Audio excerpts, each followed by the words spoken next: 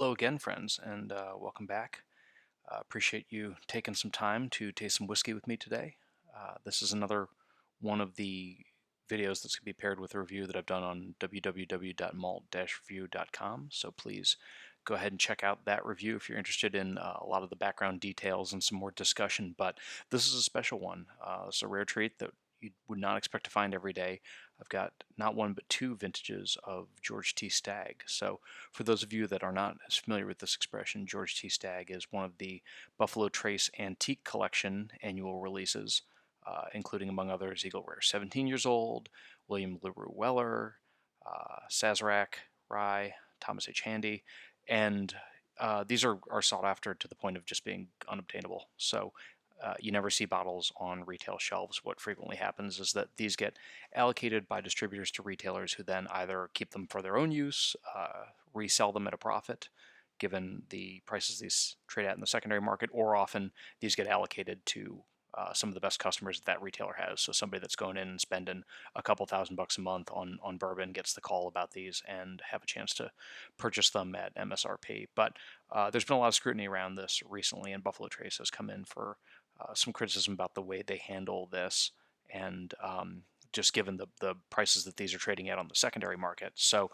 I frequently see these on store shelves that are marked up to $600, versus a current MSRP of $100 for last year's release. So you can see that there's very clearly a divergence in what the market is willing to bear in terms of price and where the retail price is set. So it'll be interesting to see how Buffalo Trace takes care of that or resolves that in the future. But for now, we can set all that aside, these pecuniary concerns, and just deal with the whiskey, because these were samples that were generously donated to me by Scott. So thank you, Scott, for these. And I'm going to be going in reverse order, and the reason for that is you get a big difference in proof between the 2018 and the 2008. So these are 10 years apart. Normally, what I would do is taste the older and then the younger one, but I'm gonna switch it on you today because the 2018 is a 124.9 proof, so 62.5% roughly ABV whiskey. And that's kind of the middle of the range that these occur at. So historically, you saw these released from most recently in 2019. You had this at 116.9 proof, all the way up to an eye-watering, literally eye-watering 144.8 proof, and that was the 2007 batch. So you've seen a gradual decline over time as these have increased in popularity and indeed in batch size. So this is what you see here is the 2018 version. This is 15 years and 4 months old. Like I said, it's 124.9 proof, and this was from a batch of 284 barrels, which I thought was an interesting piece of information, given that we know that 2008, so 10 years ago, they were in an 83 barrel batch, so they've quadrupled or more the batch size roughly. What else can I tell you about this? It is was released at $99 MSRP, which price you'd be very lucky to find a bottle. Again, I see these frequently marked up to $600 or so. So I'm just going to give it a taste, and I mean, we know going in that these are bruisers. These are whiskeys that are high proof. They are intended to be, I think, enjoyed in moderation, or at least with a little bit of dilution. And indeed, for each of these, I've taken a little splash of water, a few drops here, to just kind of take the edge off, because these are challenging to taste in a lot of ways when they are undiluted at all. So here you go. It's this beautiful kind of chestnut color, golden, orangey, brown, all those colors just mixing in there. And give this a little sip. I'll smell. Sorry. Yeah, this has this great, like, really luscious red, kind of like chocolate covered cherry note almost. It's just so wonderful. There's some meaty aromas in here, so maybe like a smoked pork shoulder, precursor to a pulled pork sandwich. Some interesting notes of, like, I didn't get this before, but like cigarette ash, or maybe cigar ash, or kind of drier campfire type notes. And yeah, just more meatiness, maybe like a vinegar-based barbecue sauce, like kind of sweet and tangy and sour. And it really does. I mean, you can feel it in the nose. There's this noticeable heat that comes off of this one. Just yeah, lovely stuff. So here goes nothing. Gonna give it a little taste. Again, just a little kiss, and even with just this touching the very tippy tips of my lips, I just you're immediately, there's this burst of cherry on the front of the mouth. It's gorgeous. This is great. Yeah, super flavorful, very tart, kind of acidic, like an underripe cherry, perhaps. Yeah, and again, just really forceful from immediately. It like shoots right back to the back of your mouth and just covers. It's like this. Don't know if you guys remember the Marvel Comics character Venom, where he was like covered in that black, like bitumen tar resinous stuff, and that's like kind of how this feels in the mouth, like it's taken over your mouth. Mm. Yeah. So this is interesting. It gets kind of bitter and kind of astringent, and I don't mind some of that intense woodiness, but it has to be balanced out by more of those like luscious flavors. And those are all really, you get those in the front of the mouth, but then once it moves towards the back, there's this real like, I don't know, it just gets very sour, like a real like a lemon juice kind of flavor to it, or like maybe like an extremely underripe citrus fruit like an orange or something. And then yeah, this also doesn't finish. Mm.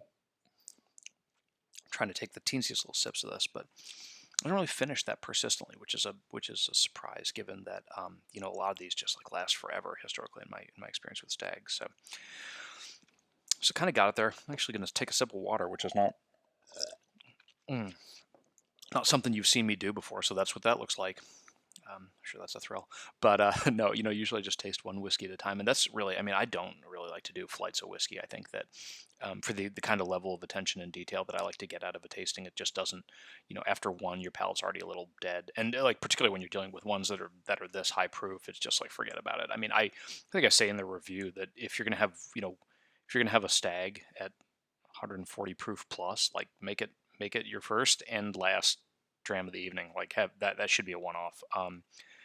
Particularly if you're going to drink any quantity of it, because it's just they're great. You could pour like an ounce of this or a half an ounce of this and just sit there for half an hour, and really, if you just took your time, you could nose this all night.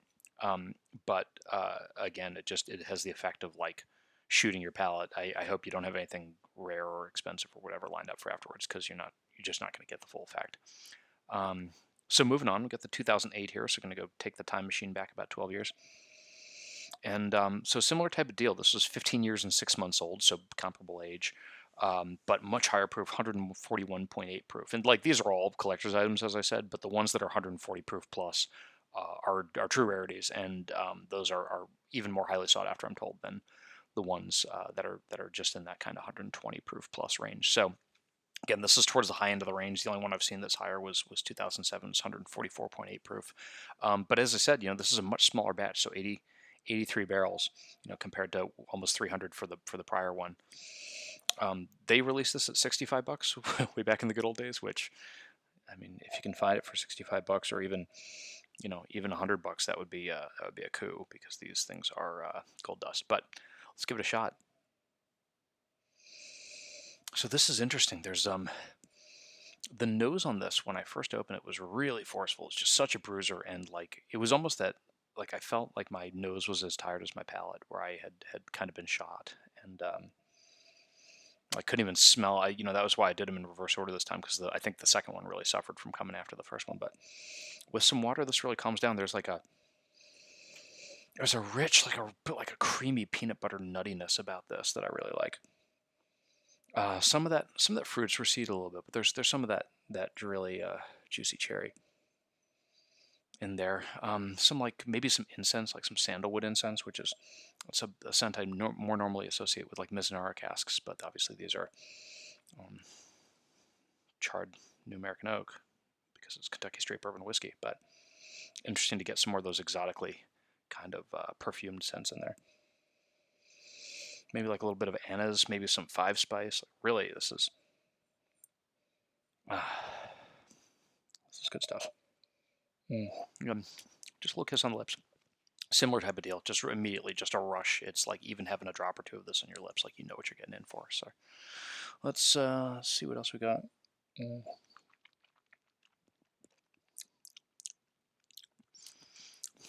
Yeah. So I'm getting another like a cigarette ash note that is a new one for me. I hadn't gotten this in previous tastings, but it like as it expands around like the back of the molars and sort of that back of the mouth area, we're getting that like kind of almost slightly acrid ashy note. Mm. Oh, but yeah, it's got this gorgeous fruity cherry and lemon, this tart fruity burst. And then I think I say this in the review, but there's this point. It's like it happens for a split second, but this whiskey is just perfect for like one instant. So I'm gonna try to get in touch with that. In fact, let me give myself a little water here. Let's refresh the palate. But I mean, this is what you chase. You just get that whiskey that's like, wow, that's everything I want for just a moment. And you spend the rest of your whiskey drinking life trying to find that again. But here we are. Let's see if we can isolate that.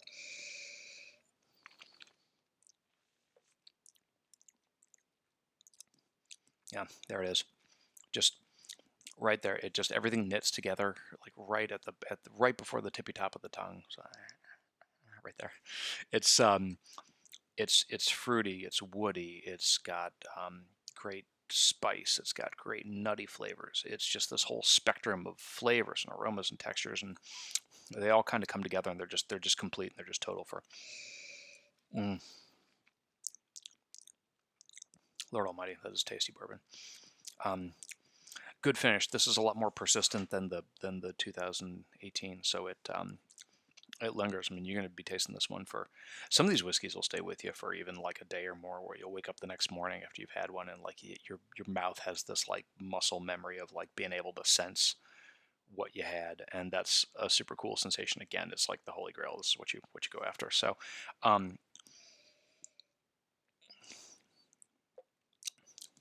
I mean, if you told me.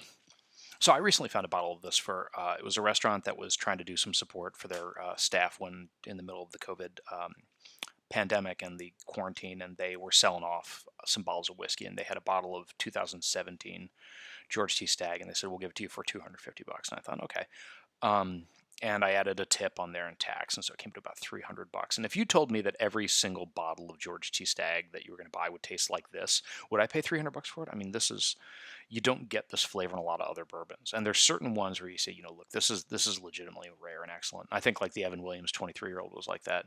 Now that had the added rarity factor of being from a closed distillery or destroyed distillery, the old Heaven Hill distillery pre-fire, but this is excellent whiskey. It's a special treat. It's really something that demands your time and attention. So I'd be a buyer in the couple $100 range, but again, it's so rarely seen at or anywhere near that level. But these are great, and if you have generous friends like the friends I have who are willing to share some with you, by all means, take them up on the offer. But um, just want to say thanks to the whole community. I mean, I got a backlog of samples that's several months long now because people have just been saying, hey, look, I'd love to hear your thoughts on this, and have unsolicited just sent me some really wonderful and remarkable stuff, and stuff I would not be able to get my hands on otherwise. And this is certainly in that category. So for everybody that does that, thank you. I hope you know I've told you individually, but just here in public and collectively, it is appreciated in the utmost. It allows me to keep doing this and keep having fun and putting reviews out there in the world. So anyway, that's all I got for you. But it has been a pleasure as always to spend a little time with you and to just indulge this hobby that we share. So hopefully you can find some of this for yourself or something else comparably excellent. But in the meantime, continue to check out what we're doing on www.malt-review.com, and appreciate the support, appreciate the attention. I don't take any of your guys' enthusiasm for this for granted, and it means the world to me. So on that note, cheers.